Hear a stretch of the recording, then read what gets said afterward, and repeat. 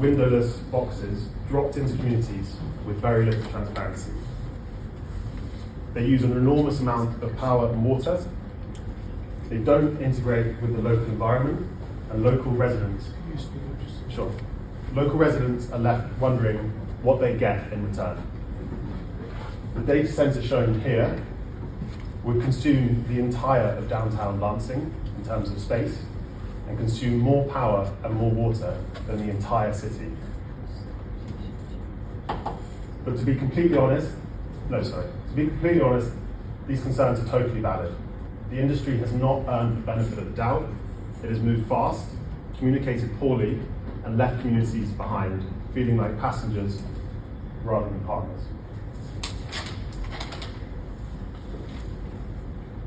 But there is a simple truth that we can't ignore. These data centers will get built. The commercial incentives and drive towards progress, especially here in the USA, is simply too strong. The demand for computing, driven by AI and digital services, is exploding. This is the largest build-out of critical infrastructure in history. But like any major infrastructure build-out, from the power grid to the railways, however revolutionizing a technology is, we need to make sure it is built in the right way. Right on my screen. So, excuse me, can you, yeah. First of all, the math, the physics, all of that, I keep trying to look for more and more detail, and I run up against the design principle thing, and I agree. I think we really need to understand the physics here, because there's a lot of terms, submersible, all of that you guys use in the flyer, but I can't dig down and see much more, so that's just something. What I'd like to know is how many more of these facilities do you plan on building? Or can you assure these citizens in this room today that the one at Kalamazoo is the only one that you will build? In Lansing, yes. But not, we hope to build 10, 20 across the country. At the country. Yeah, Do you plan to build any more in Lansing other than the one that you're proposing right now? we don't plan to build any more in Can you Lansing. assure these people that's the only one that you will build? We size all our data centers for the heat demand of our hosts or our partners. I know. And we've sized this. Facility that you will build in Lansing. I can tell you we don't plan to build any more facilities in Lansing. Okay. In this back corner, I've got this gentleman, and then you, and then the third one there. Thank you. My question is, I understand you mentioned closed loop with black hole cooling. Thing is, from my understanding, you're still going to have to connect to municipal water, potentially. You're still going to have to discharge wastewater. You're still going to have electricity or water use stream. So what I would like to know is, do you have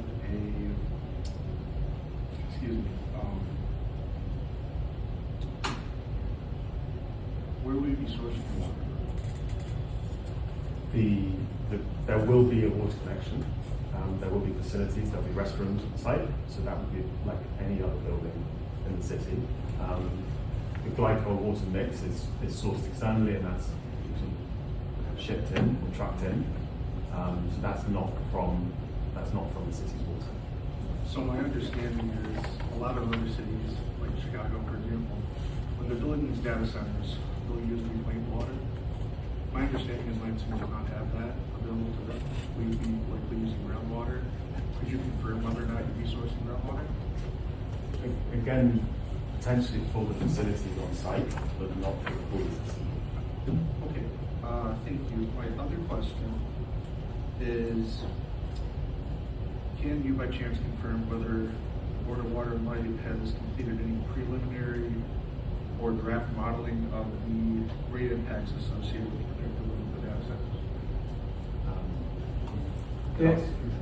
Or someone from Dixon. Yeah, I can answer that for you. The addition of this load will actually offset future rate increases because of the technology they're going to use for getting energy. And any infrastructure has to be paid for by them.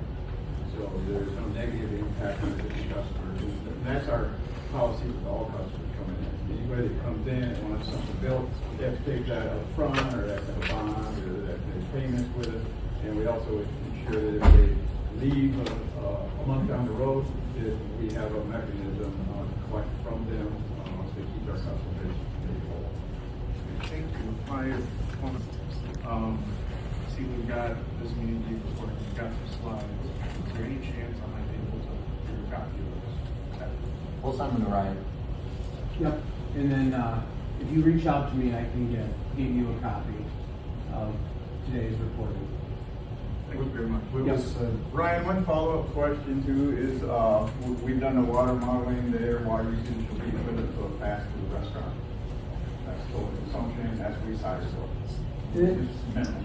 Since we're on the question of the chiller, do we know, is this gonna be in the loop with our chilled water downtown? No, we looked at it, but it's geographically too far away. It's very expensive Yeah. to build that chilled water line in, so. So it'd be similar to Romney with a closed system just to the building? Like most every business downtown Okay. that we service, we send them cold water. They run it through an exchanger and extract the air conditioning value out of them, so they don't have to have their own chillers. So it's similar to that. It's closed loop. Ours is closed loop. There's minimal additions to it. If you have a leak, you know. The MPSC order for consumers' power outlining the whole list of items that have to be covered in data center contracts in order to protect the public from being stuck with costs, any costs associated with it. Will your company agree to fulfill all of those items? And will you allow the contract, except for the very, very sensitive parts, I don't know what that might be, trade secret parts, available to the public before it's voted on by the Board of Governors of the Board of Water and Light? I can address that. The contract is on our website because it's under rules and regulations that all customers adhere to. So all you have to do is log on to that, and we can help you navigate that if you need. They will comply with that contract. You're saying that they're gonna have the same kind of contract that I as a resident have? No, because you're residential, there's different Okay, rates. So commercial. there But is, there's not gonna be anything special, you're not gonna go by the MPSC order? we go on and Protecting- above that. Pardon? Our requirements are more stringent than the MPSC. Okay, and will you agree to let those parts of the contract, so we can see that you've actually addressed in some way all of those items? Yes. Can we see the contract? Yep, it'll be online. The only thing will be, if you want the exact deep green contract, yeah, there would be personal stuff that's redacted, but our rules and regulations that they have to comply with before I'm allowed to sign a contract have to comply with online, so that is the contract. And if there's a rate adjustment, that has to go through a public hearing with the commission. I don't think that contract addresses the MPSC order items for consumers, does it? I think, yes, it does. It would have to. Yeah. That's interesting. And we don't follow the MPSC.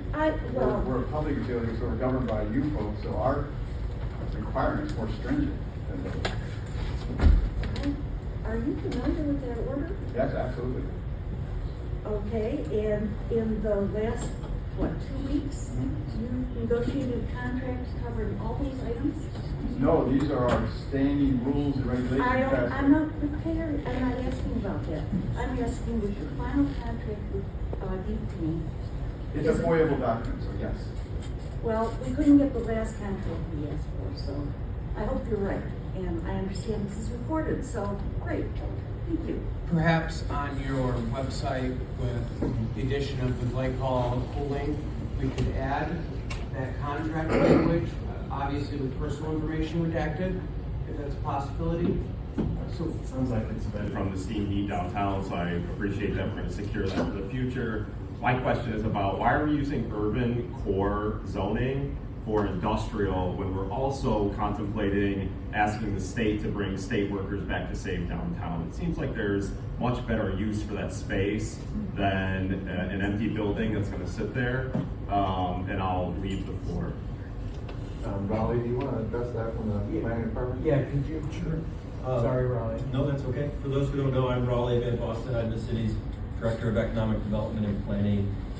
We're the department that staffs the Planning Commission, and we're the department that recommended a favorable vote for City Council, hopefully to approve the conditional rezoning, and then secondly, approve the sale of this parcel to Deep Green.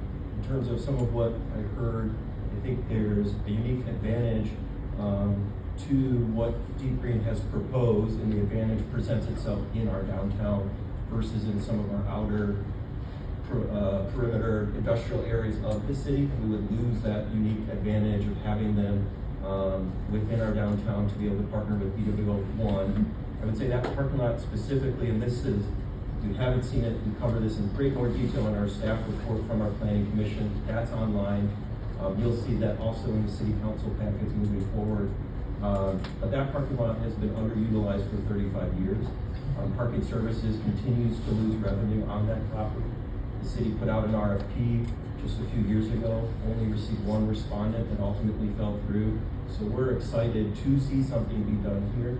And we're excited that Deep Green approached. In terms of state workers coming back, certainly in my role, both at the city, but also as a resident of the city, I encourage more workers in our downtown, whether it's state or not.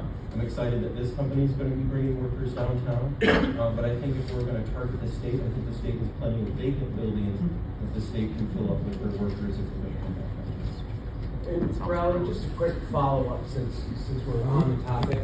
I think Tuesday was a meeting with the planning board. If you could just briefly tell us how that went. I think they had 2 different votes. Sure. Yep, so the conditional rezoning was first introduced to the Planning Commission in November. They tabled that item in November at a desire to learn more from the applicant. At the December meeting, they reheard that item along with then for the first time, we call it an Act 33, which is a sale of city property. So those are 2 different requests that go through the Planning Commission. And regardless on how the Planning Commission votes, the items still get referred to City Council. City Council is the ultimate decider on both of those questions. At the December meeting last week or earlier this week, the Planning Commission did vote 4-3 against the conditional rezoning and then voted 5-2 approving, recommending the sale of city property. While I can't speak for all the commissioners individually, I was present at that meeting. I can say the impression I got from the commissioners in terms of the conditional rezoning question was that there's still some unanswered questions we wanted to learn more. I'm optimistic that as this gets referred to council, they go through their committee process, their public hearing process, that there will be time for those questions to be answered. All right, and that's the part I wanted to clear up is I know a lot of people knew that there was a vote that took place this week. That is not something that stops this. It continues to advance to City Council, I think, with a mixed recommendation of, well, not recommendation, but the board, it'll tell us in our documents, the board voted no on the first question, yes on the second question, and then we'll go through our due diligence process. So I wanted to make sure everyone knows you'll have more opportunities, right, to hear more and give input as this moves through council. Okay. It's very helpful, very informative. I'm wondering if, and this may be one of those questions that will come out in the design meetings, but I'm wondering if this data center can be built in a way that utilizes and expedites the use of renewables, actually. Yeah, so in Europe in general, the whole sort of ESG agenda is much higher up in priority. Sorry, the ESG agenda is a lot higher up in priority. So we do carbon accounting on all our construction projects, as well as all our ongoing operations. We maximize renewable energy to power the data centers wherever we possibly can. We then account for all the emissions that go into building it, from steel to concrete. We minimize those materials. We can't cut them to zero.